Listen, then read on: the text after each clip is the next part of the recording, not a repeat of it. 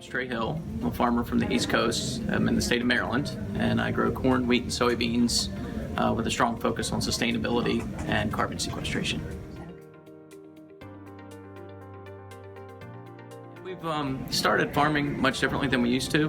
We started to collaborate with a lot of the environmentalists in our community, and we started getting into soil health, no-till, and cover crops, and then trying to get more biomass accumulation, letting things grow longer through the years. So in learning all that and getting higher yields and lowering our inputs, as the talk of climate change really started to get stronger, we've kind of learned that the way we're farming is run directly in parallel with carbon sequestration, which also helps mitigate climate change.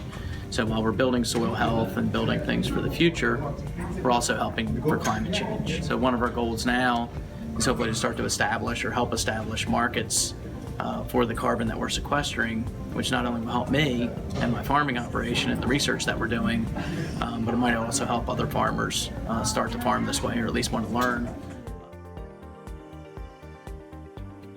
The transition's been really long. We started cover cropping probably 20 years ago, and then we used to kill the cover crops prior to planting our regular season crops or commodity crops. So now we're trying to overlap that. So we let the cover crops grow, and then we spray herbicides over the top. So there's been a lot of growing pains. We've had nitrogen tie-up. We've had certain bugs and critters that excel in this environment that we've created. For the most part, it's been extremely positive.